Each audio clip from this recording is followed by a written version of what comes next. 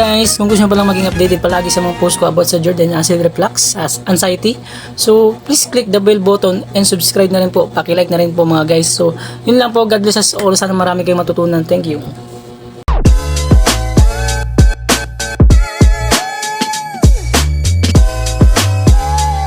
So yun guys, what's up sa inyo lahat?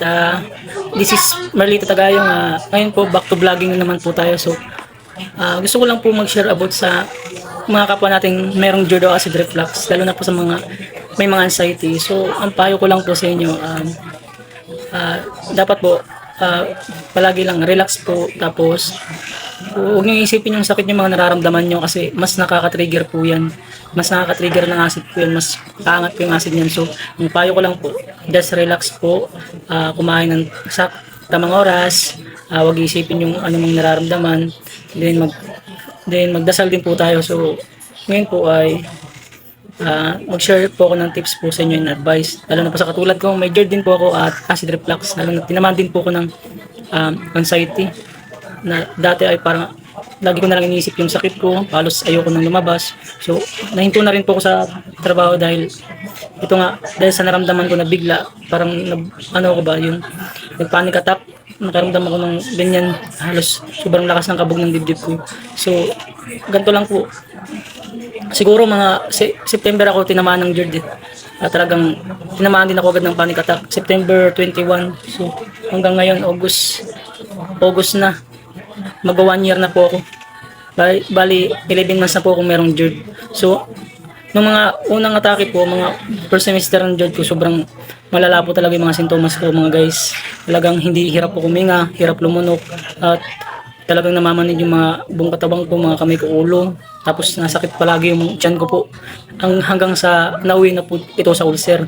So ang gumawa ko ng paraan para maibsan itong mga sakit ko, kung ano-ano mga herbal na ininom ko.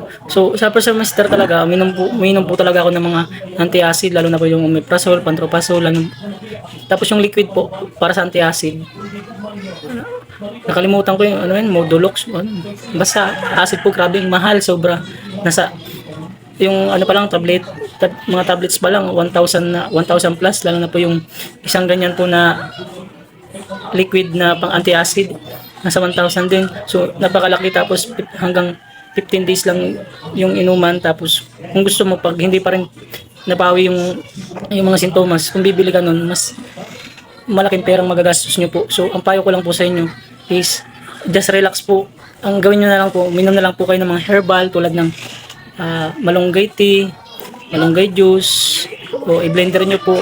Sa akin tinry ko po yung malunggay tea, tsaka yung pag-blender nun, at paragis din po, yung bilabilaw dito po sa Bisaya. So yun po, yung makikita lang po natin dyan sa may mga bukid, sa may mga damuhan, yung kinakain po ng mga kalabaw, yun ang the best po. Yung tinry ko po yun. So yun guys, yung nawala tuloy ako kasi may tao. So yun, paragis po guys, try nyo po. Ang gagawin nyo lang po, kumuha lang po kayo ng isang ganyang yung bugkot po, isang ganyan, at lagayin nyo rin po. Please try nyo po, dahil yan rin pong isa sa nakawala din po ng mga sintomas ko, lalo na po yung pananakit ng tiyan, tapos nawawala yung bloated ko pag nakainom ako nun. Parang gumaan yung pakiramdam ko, parang boom, parang naging okay din, pero parang may mga benefits din siya sa akin, sa katawan, na maraming nagbago. Hindi tulad dati nung kasagsagan ng GERD ko, napakalakas po talaga ng sintomas, na talagang tinamaan na rin po ako ng anxiety at yung panic attack. So yun lang guys, advice ko, huwag kayong magmumukmok sa bahay, dapat palagi kayong may ginagawa. Kung ano gawin nyo sa bahay, kung ano dapat gawin para hindi natin maisip yung mga sakit natin, kasi the more na inisip po natin yung sakit natin, mas the more na dun po siya mag-trigger, lalo na po yung acid natin. So kasi napansin ko parang magka-connection talaga sila. So ayun guys, ang isasab na tapos pray din kayo, magsimba-simba kayo. Huwag nyo palaging isipin sa inyo, kasi talagang kung isipin nyo lalo, mas lalo kayong malulugmok, hindi na kayo makakaahon. Kaya ang advice ko, magdasal, anong gawin nyo, yung mga maglinis sa bahay, ganyan. Kung may sports kayo, maglaro kayo ng basketball, volleyball, kailangan kasi natin guys magpapawis, magpa-araw. Huwag tayo palaging nakalugmok sa kwarto lang. Huwag natin masyadong isipin kasi dyan mas lalala. Kaya napansin ko, kaya ngayon ako guys, nakakapag-basketball na ako, nakakapag-panagat, sumasama na ako sa panagat, minsan napupuyat din ako. Pero ito, sa awa ng Diyos, guys, maniwala kayo. Dasal lang at huwag nung isipin yung sakit nyo. Mawala yung nararamdaman nyo. O talaga to, pumayat talaga ako as in, hindi maganda ang katawan ko pero nararamdaman ko sa katawan ko na medyo okay na ako. So, medyo nakakawala na ako sa dating ako na may maraming nararamdaman guys. So, ito ko ngayon. Oh. So, advice ko lang sa mga iniinom nyo rin po, iwas po kayo sa kape, sa mga bawal, sa mga mantika, at yung mga processed foods.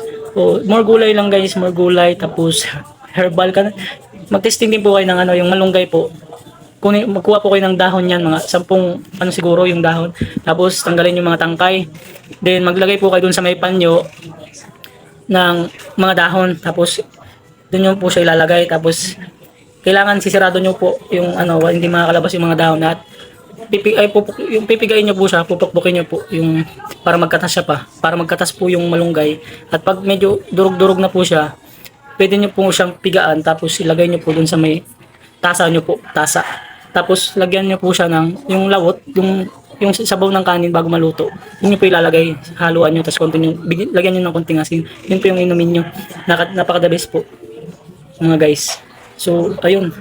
Ito yung mga herbal na ininom ko na talagang pinursige ko pong ininom. Malunggay tea, pwede niyo malunggay tea, pwede paragis, luya po, yung ginger tea, salabat po. Nakakapag po yun nakakapagpababa rin po ng yan sa atin nakakapag-cure ba ng acid. So yun lang guys. So mapapayo ko lang po kayo may papa-stress kung anong dyan nararamdaman nyo, ipagdasal nyo po, labas-labas kayo, maghanap kayo ng kausap guys, ganyan, kasi para mawala yung sa isip nyo mga sintomas at mga sakit na nararamdaman nyo, kasi dyan po kayo lalakas. Yun po, okay na po, pero payat lang. Pero para alam ko sa sarili na medyo may improvement na po yung katawan ko. Hindi na po tulad ng dati na halos lagi akong nagpapababy dun sa asawa ko na ganito, ganyan, pilotin mo kung ganyan. So ayun guys. So ngayon pala nagkape ako guys. Ang aking kape is Energen guys. Nakakapag-inom na rin ng Energen guys. Tapos itong Milo, hindi lang ako nagkakape kasi talagang hindi ko pa talaga sinubukan yun guys. Pero nakarang araw guys, nakapag-inom ako ng Red Doors, pero lang siya, parang konti lang, mild lang na pag-inom. Medyo nahihilo na, lasing din ako nun. Pero sa awa ng Diyos, majored ako pero hindi ako pero hindi ko naman po sa inyo yan pinagyayabang po. Parang sinashare ko lang po dahil din po sa tamang ko po ng katawan at sa kalusugan ko po, na umiwas din po ako sa mga bawal, mga processed food, lahat. Sa loob ng 11 months po, mag-1 year na po na meron akong job. So, hindi na po natin ito patatagalin guys. So, hanggang dito na lang po. Sana may matutunan po kayo at please i-follow nyo po or subscribe subscribe and click the button bell, and palagi po kayong maging update sa aking mga posts. Yun lang guys, salamat and God bless all.